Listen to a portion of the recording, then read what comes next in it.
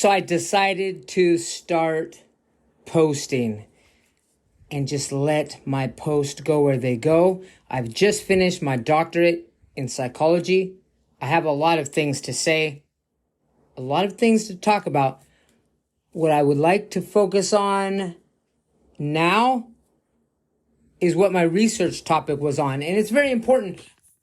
When I chose to do doctoral psychology, I could have went different routes. The shortest route to being a doctor would have been getting an Ed.D., a doctorate in education, because that's what my master's was in, education. But it wasn't interesting enough. Even the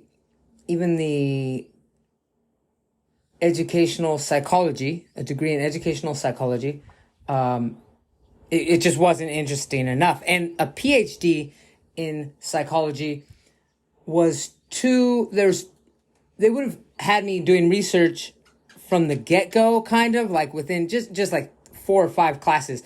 The doctoral in psychology had so many psychology courses that I had to take, which I wanted to do. I had to do a leveling master's program.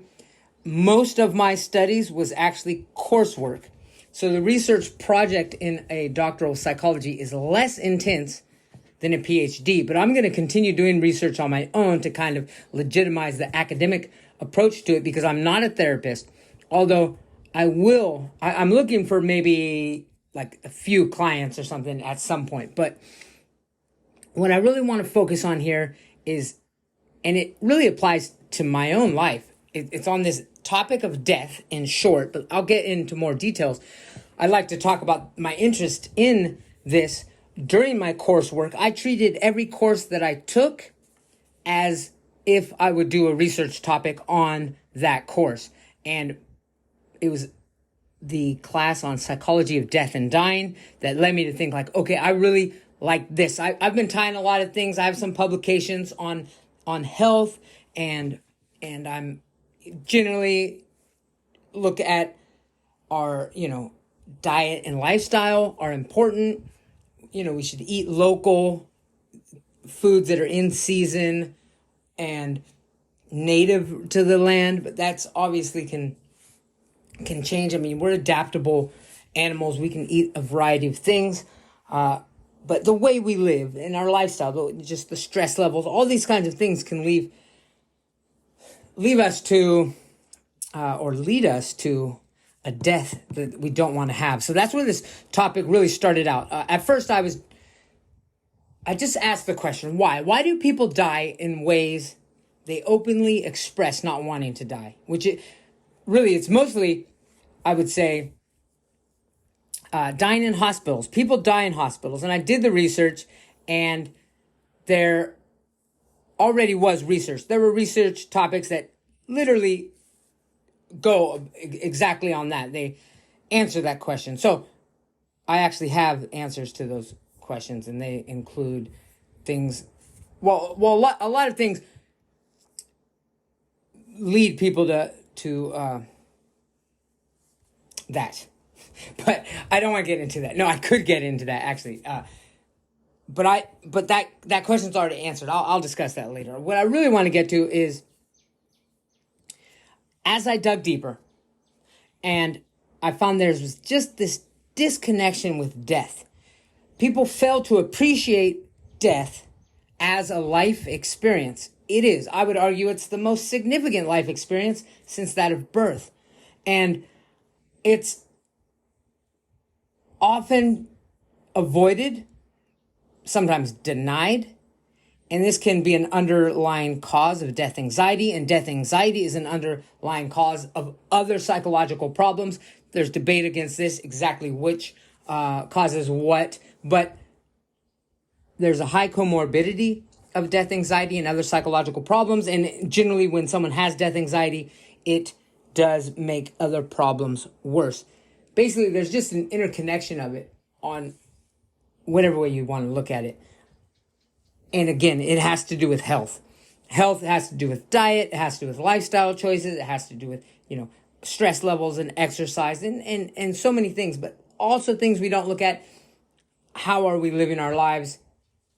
these were the problems. This is the problem that I was facing, and my research specifically focused, well, it was the exploration of the experience of death. And there are many ways to explore death, but all of them will be incomplete for the simple fact that we can't interview people who have already died, right? I mean, so there will always be that limit, but death is a very interesting topic to get into, and there's many ways to approach it. My approach was qualitative. I'm looking to ask and interview people about their experience from losing a loved one. Now, I will get some firsthand accounts of what it may have been like, or in that case, secondhand accounts of the person who died. I'm getting firsthand accounts of their experience losing a loved one and the lasting effects of that loss. So I'm going to have some insight in what it's like to die through the person who experienced the loss of a loved one, but I'm also looking at just the loss of a loved one and how that affects somebody. Now, there's a big theoretical framework. My literature review, I'll get into those on other podcasts, but I want to get deep into my research, and I chose an interpretive phenomenological analysis as my methodology, which is basically just treating my subjects or my participants, the people I talk to, as the experts in the field. They are the ones who experienced it, and I'm going to just take what they say as their experience. And that's it. So obviously there are individual experiences that are all unique. So I only asked 40 people, and those 40 participants came from around the world. A lot were, because I'm speaking English, they came from England and America and Australia. But I also had Chinese, Native American, South African, Russian, Thai, Mexican. And I asked them questions. Now, obviously, again, they self-identified different religions. We had agnostic, atheist, Buddhist, Catholic, Christian, existentialist, Muslim, Seventh-day Adventist, Sikh, and spiritual. Now, I just left the line blank. I just said, if you want to mention your religion or spiritual affiliation, go ahead and do it. This doesn't cover everybody. The experience of death is much more diverse than this if you were to ask everybody in the world, but there is no limit to this. I think everybody's experience is quite unique. And I will publish this in a journal. I do have the access if somebody wanted to repeat my study. I mean, it's, I upheld the reliability, validity in my data analysis, just talked my way through the way I collected the data and the way I analyzed it, and it's up for debate. You can say, well, you should have done this or you could have done that, and that's fine. You can repeat the study. You can ask different questions. I'm going to just report what I discovered. I had 3 questions. The first question was, how have the experiences of losing a loved one changed the view of one's death? Now, these are the questions I asked directly in the interviews. The interviews, I really let the respondent answer the questions as they wanted to answer or in their own way. What I did was just make theme. Every time I heard certain themes, I would write them down. I just analyzed the data. I took transcripts and I just went over and I listened. I reread and re-listened to all the answers, and I just found these patterns. Obviously, not everyone follows the same pattern, but in general, from these 40 people, there's this pattern. Some of them didn't hit every theme, but first, before we really talked about death and the views on one's own death, one's mortality, there had to be the concept of death in a generic term, just facing death. What it was to die, what it was like to lose somebody came later as just talking about death in general.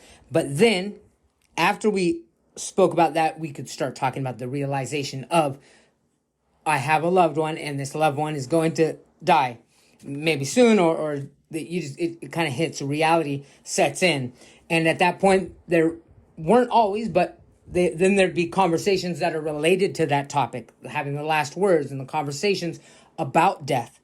From there was conditions of dying, what it's like to die. There was some of that secondhand experience, but of actually what it's like to die, which obviously is also very interesting. And then there's control of death. Someone had someone's grandmother waited until the last grandson was on her deathbed, held her hand before she was able to pass away. Another man had to finish he had to like sign some papers, close a deal. He was a contractor. We're able to hold on, not indefinitely, but if there's like, I can't die now, I've got stuff to do, we can do it. That was a theme that came up. And then interestingly, there were positive emotions sometimes, even with the people who had prolonged grief after they lost their loved one. There would be these like pride, thankfulness, and they'd express these like feelings, relief almost, all these feelings. And then it would be followed by sadness and grief. But prior to grief, it actually was interesting to notice these moments of like joy when someone died. And that would be interesting to look into more. And signs and spiritual references in some ways. Some people saw numbers. They saw the number 444 they kept seeing on the clock. It was like represented a guardian angel of some sort, or an earthworm crawled onto the floor. One guy's kitchen is kind of representing an unsavory life that his dad had chosen, like it was reincarnated. Or the Native American I asked had the night of a burial of one of his friends, were always talking about, having to take back their airspace because they have land, they have these reservations, but what about our airspace? And right at that moment, these military helicopters like flew right over where he was either being buried or cremated. And then at this point, views on life were discussed, how and maybe it made changes on their life. And I'll get deeper into these in this area. But that kind of then, at this point, after going through these steps, then somebody could address their own mortality. Again, going back to that original problem is that people disconnect themselves with their eventual death. So what this research is also about, really underlying concept of not just losing a loved one, but how does that affect one's own views or one's views on their mortality. Now, and I will get deeper into this, but let me just read one example of a woman who actually she died. She lost her husband at a very young age, like 29 years old. Husband, high school sweetheart, and she says, a part of me died when he did. Like a complete part of my soul, my everything, completely died, and I don't believe that I will ever be afraid of dying. But my perspective on people, on life, on situations, on everything has changed. I'm very much a different human because of death. And that's weird to think about. But I think it's very normal for a situation where there's so much trauma associated with it. How can you not look at life differently? My faith has not wavered. I know where I'm going when I take my last breath. But it really does it puts things into perspective when you've lost everything here. And really, excuse my language, but none of those small shit matters. It just really doesn't. And I think I've kind of taken on that identity and live like it's your last day.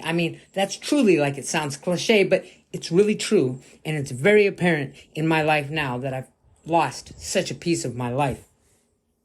Now, my second question was, what are the barriers or the mental health challenges existed based on these experiences? Now, I didn't necessarily ask this question specifically. In my interview, I would direct some questions towards this, but I was always, like I said, I always gave the floor to the participant my volunteer, however you want to say it. Is I interviewed them, but I'm not controlling the conversation. I'm doing my best to just let them express themselves. And these themes would come up. There were 10 themes. Caretaking. Caretaking was huge. Leading up to someone's death, obviously, a lot of stress and anxiety. Anxiety was the second theme. Trauma. Now, I'm not looking at this from a psychologically diagnosable trauma. I'm just saying these are the themes that came up. So these are the words that people use. They use the phrase like traumatic. And so this theme emerged like that. Another one was surprise and shock, which is interesting really because a lot of the times it shouldn't had come as a shock when all the signs were there. But, everybody only dies once. So it is going to be shocking, even if you're expecting somebody to die and they have a terminal illness and everything's leading to that. There's still some sort of shock and surprise because it's real. It sets in. Memories, missing voids. Obviously, when somebody dies, sometimes it takes the significant events and holidays when people come together and they miss them, and that's when they feel that. Then there was grief. Grief, everyone experiences grief differently, but that was obviously a significant part of experiencing the death of a loved one. Guilt. Sometimes people felt guilty about how they handled the situation. They were guilty, like they could have done more. Sometimes there was resentment. There was even resentment for the person who died. Sometimes there's resentment towards family members or medical professionals that were involved in the death, didn't do enough or did something wrong.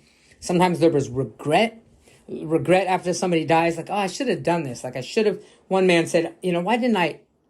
One of his father always wrote him letters, and he never wrote back because letters is like, emails or messenger or something, text message, something. He didn't do any of that technology stuff. So he's thinking, in hindsight, I should have just wrote a letter. Why didn't I write him a letter? I should have wrote him a letter, And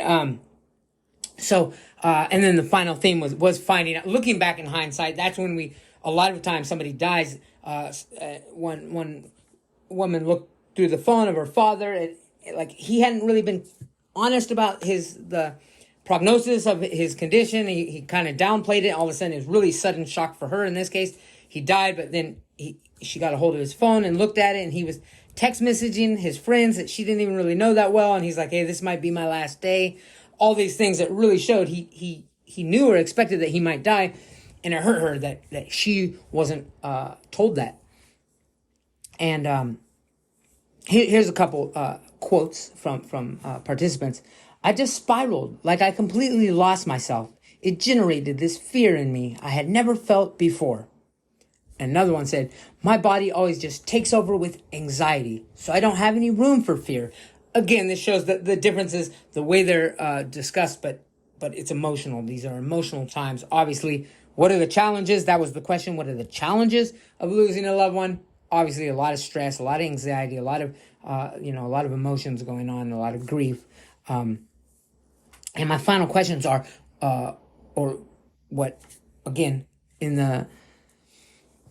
as I asked different questions in the interview, but my research question. These are my research questions. My research questions are, how can solutions exist and be created based on these experiences? So again, in response to those challenges that I just mentioned, what are the solutions? Now, when I presented this, I could have went and tried to match which solutions match with which challenges, but actually sometimes one solution could help with multiple challenges, or multiple solutions help with a single challenge. So I just there's 15 in total.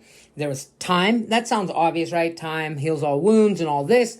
But actually what was interesting, there usually was some segment of time it took until someone could be productive. And it was the productivity that actually enabled somebody to kind of overcome grief, or kind of get involved, whether it's socially involved or creating something. A lot of creation, a lot of art, music, editing videos, all these things about creation. When people created, they were able to get over a lot of their emotion, a lot of their anxiety, a lot of their grief. Then there's controlling thoughts and controlling emotions. These things are like, don't think about things until a certain situation.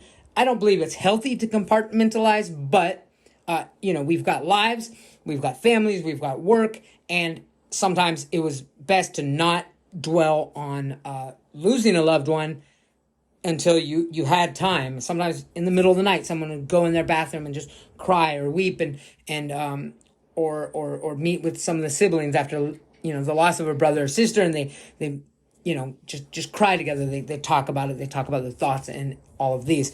And talking was huge. There's counseling, professional talking, professional therapy, or going, some sort of spirituality, meditation retreats, seeing a pastor in a church, family and friends, just talking. Obviously, well, I say it, but talking. So, big ones, even though this covers many themes: time, productivity, controlling thoughts, controlling emotions, counseling and talking, spirituality and religion, family and friends. But in a sense, all this is just being productive, being creative, talking, getting out there, basically not just, getting sucked into a black hole. Making amends was huge. Making amends in one's own life. So sometimes when they lost a loved one, and they saw how that person had some resentment in their life when they died, or they hadn't made up amends, and then they see these people that wish they would have, made up before that person died. That kind of triggered someone to go out, and this made them actually recover, and the challenges they had with losing a loved one. Making amends with the people in their life actually helped them kind of with their own grief of losing a loved one by making these connections with friends or family that maybe there's a strained relationships. Acceptance was a common theme. They just had to accept it and move on. Accept the death. That's simple, but it's something real. Sometimes people have a difficult time doing that. Some were really serious. Some had difficulty overcoming death from over 30 years ago, even. Health is huge. It did make people choose to live healthier lives, especially when the one who died, their loved one who died, had some sort of complication that was related to health, stress, smoking, whatever it was. Now, an interesting one here is alcohol and substance use. Now, keep in mind, right now, we're answering the questions, what are the solutions that exist based on the health challenges? So alcohol and substance use, even though it's a challenge, it's a problem, and even some of the participants in the study actually continue even to this day having alcohol and substance use and abuse that came from that time when they lost a loved one, and it has persisted. It's still it was a solution, and that's what's interesting. They implemented that into their lifestyle as a solution, and it's basically to overcome stress. And I'm going to get into this actually a little more at the end, but it's really interesting. Humor is another theme. Sometimes the person who was on their deathbed, they were able to crack a joke and lighten up the entire room. Sometimes there's dark humor. Sometimes even in my interviews, the participants would crack jokes. Again, sometimes it's dark humor, but it can help. It can almost help every situation. Humor is very versatile in its ability to deal with a lot of these challenges.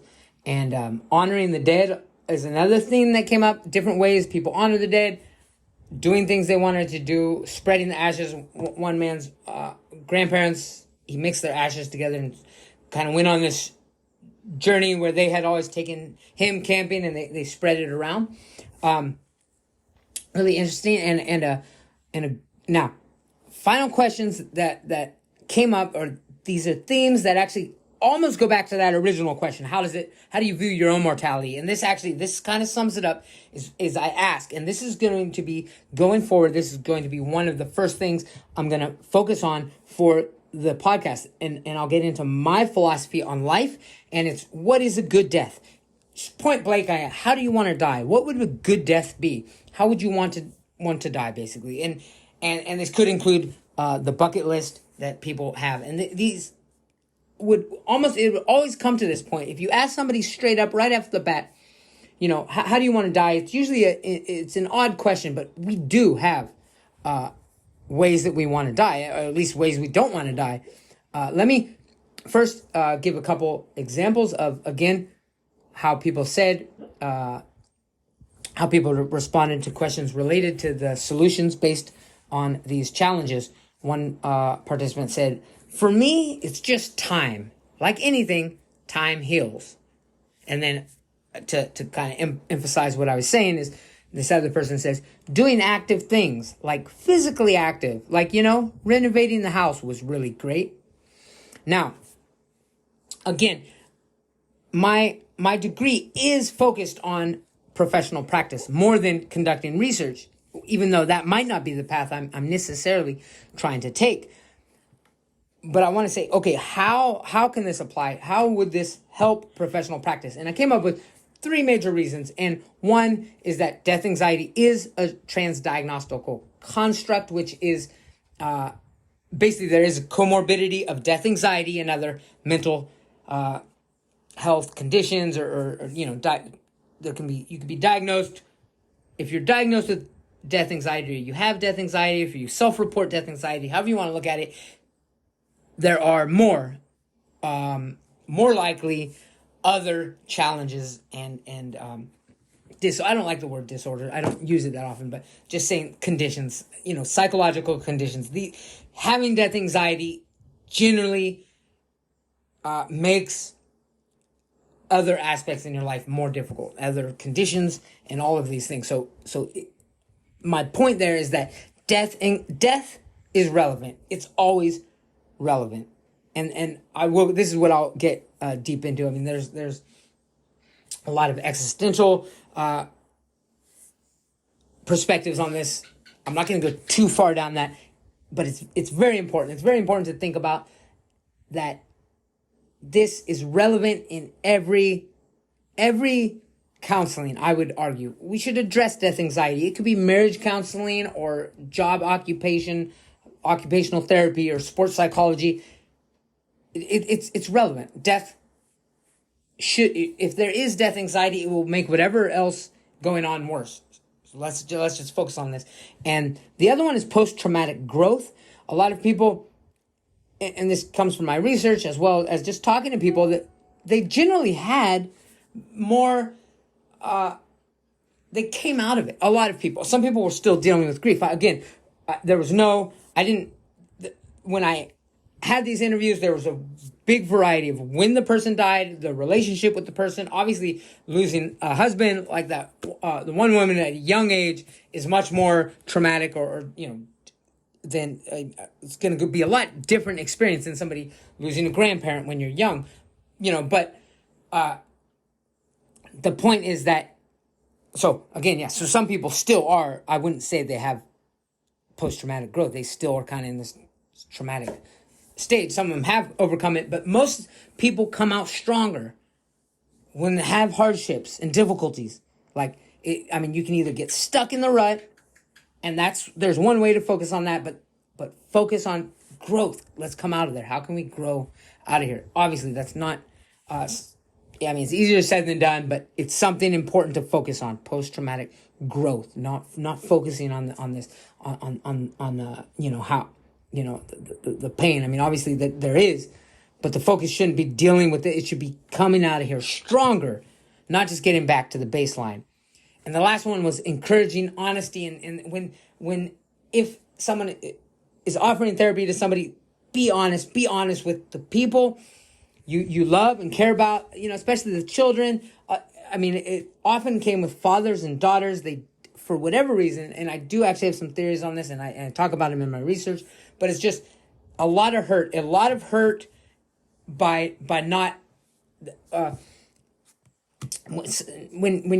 somebody's not forthcoming about the prognosis or the likelihood, even if they don't know for sure that there's a possibility that their condition is going to die, and they don't mention it or they downplay it, they might be doing it to protect them, but in the end, it doesn't help. It makes it worse.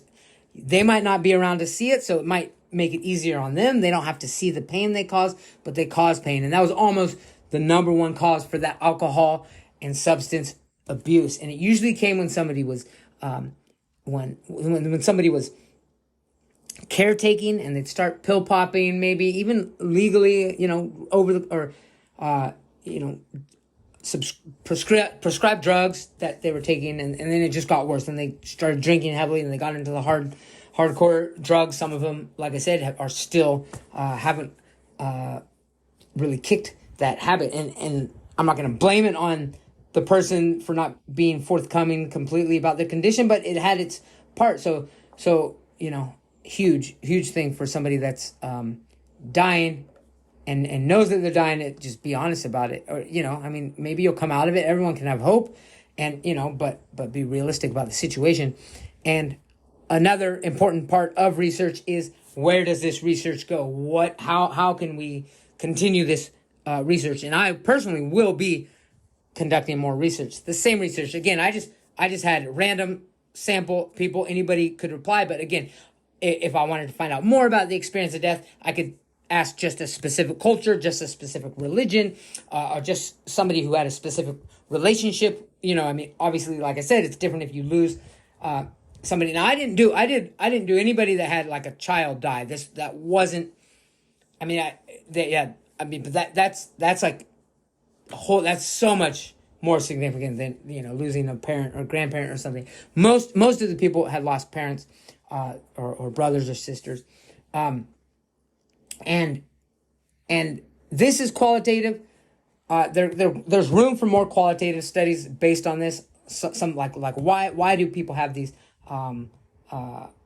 positive emotions? Using grounded theory, I might be able to come up with some concepts. There's also room for quantitative data. I would like to find out what are the factors, at least find some correlation between these people who ended up falling off. They didn't have a drug or alcohol problem before. After losing a loved one, they did. I noticed from my study, I have some hypothesis about caretaking and prescription pills were like, those were highly correlated with the people that really fell off after the loss of a loved one. They got into some hard drugs. Again, that wasn't what this study was. I'll have to do more research to determine that. That's kind of what I felt. But I could ask a whole bunch of questions and just get a sort of correlation between things. Try to find out. And that, of course, the purpose of that would be trying to prevent that, because it's a shame. We lose somebody, and that person, the person who died, wouldn't want that. If they knew that their death was going to cause such hardship. Some of these people just they lost their relationships, broke down, divorces, and they lost their job. Why would we lose somebody? That's the last person that person would want. If they knew their death was going to cause somebody's life to just unravel, it's something that should be avoided. And that's why I'm saying they're worth places like honoring the person that dies it would seem to be one of the best ways to just that it's going to obviously be a better way than to just mutilate yourself. So, in general, my conclusions were that people wish to have discussed death with their loved ones, and they want to know more about how a loved one views death. And that's interesting because even in this situation, again, going back to that first problem, I noticed people have this disconnection with death, and they're avoiding it. Even in the situation that they have a loved one, their loved one is dying, and they're in the room with that person, and they know that person is going to die. They're expecting them to die soon. Of course, it's okay to have hope and stuff, and even in that situation, they're unable. It's too awkward. They don't feel it's appropriate to talk about death. But when I asked them why didn't you, I asked them, oh, what did they say? Did they talk about death? That's it.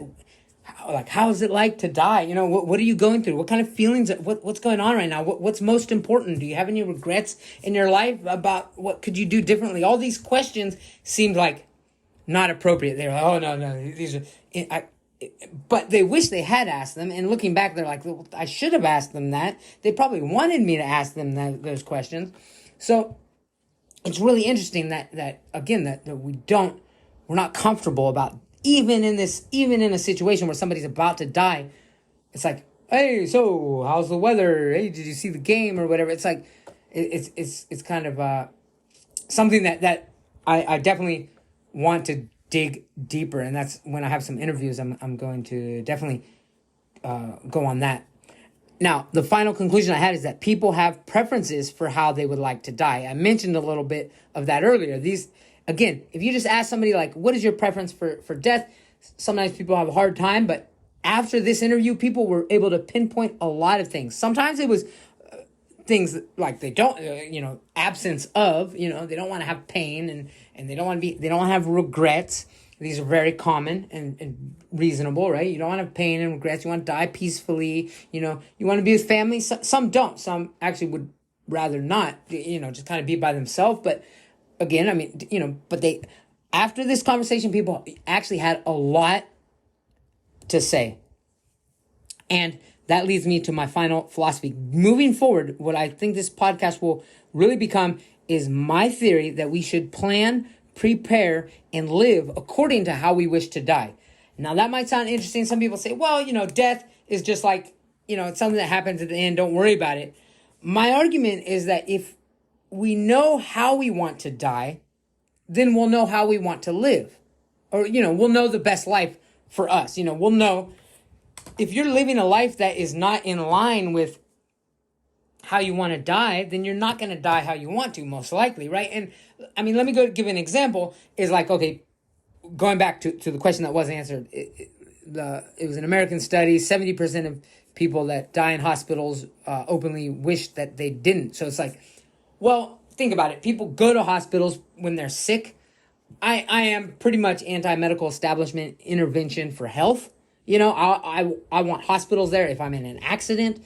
Some situations, maybe some sort of like bacterial infection or something, I'd want some good antibiotics. But generally, sickness, I'm generally against that. And one of the reasons why I'm against that is just like, if you go for every time you get sick, then you're definitely going to go when you're on your deathbed. And then they're going to do everything they can to save you, because that's kind of what you're asking them to do. So you're going to die in the hospital. You're almost guaranteeing dying in your hospital. Again, all of these health conditions that people have, they live these stressful lives, and then they get to this point or they don't have what they want. It's like, it's not that death isn't just some instant that happens. It could be decades of like, or just basically, you should be moving towards a death. A death, like I said, it's the final life experience that we're going to have. And it's kind of a culmination of our life. So if our death's not good, that means basically our whole life fucking sucked. Not necessarily, but and of course we could die. And that's my other point, is that even if we die a horrific death and, we're murdered or tortured or a horrible accident, still, if we're living a life that is in line with the way we'd want to die, then our life is more enjoyable. And I'll get into what I'm doing here and how I've come up with that. And it's just everything with family, money, land, health, all these things, like how, I know how I want to die. And it's here on my land. Just, meditating under, I'd rather die myself. I want to consciously know that I'm dying. I want to be able to, I visualize death as kind of being like when you're really sleepy and you're just like, but sometimes you're driving, it's like, you take those little like 5-second naps, not very safe, but it's like, whoa, okay, all right. And I'm, but it's like, you're able to stay awake, to get home. Or, if at some point you might have to pull over, if you're close enough to home and you could, then you will, even though you could also fall asleep right then at that instant if you wanted to. But the point is, eventually you couldn't stay awake forever and drive. And it's obviously that happens sometimes. And, I have fell asleep at the wheel. Not, that's crazy. But, the point is that you can control staying up for an extent. And I mentioned that, right? Someone could stay until the last grandson held their hand and went. Obviously, if it took that grandson a year to get there, we can't prolong it forever, but I believe that I can decide when I die. Anyway, that's me. I'll get more into that. And where I'll talk about how I have aligned my lifestyle with the way I want to die. And it's like, I don't have to think about death. It's not like I'm putting death is the most important thing. It just helped give me direction, right? It's easy. I'll get more into it. This is my life philosophy, and it's not really actually that's beyond what my research. It's beyond the conclusion of my research. So I'll get into it more. I hope you enjoyed this, and I know I want to erase those old posts that I have, but I don't even know what they are. They're probably not that good. I'm gonna start posting now. Now I am officially Dr. Christopher Anthony David. I go by CD. I live here in Thailand, and I was an English teacher here, and I still am. And CD is an easier and just more fun way to say somebody's name. So I go by CD, so I'm going by Dr. CD. And yeah, I actually will. I'm looking for like a few. Well, I'm looking for a lot of things. I will want to do interviews, and but I'll probably just be posting my own little things. If somebody's interested in talking to me about this, completely, I believe in discussion. I know I'll get into politics too, because it's crazy right now what's going on with like free speech and discussion, and it's like, man, we'll get into that, man. These are topics that should be discussed, and sometimes they get into areas where people are like, it's gonna hurt their feelings if they hear it, and that's ridiculous, absolutely ridiculous. I hope to see you soon, and I hope to be posting more often. Bye bye.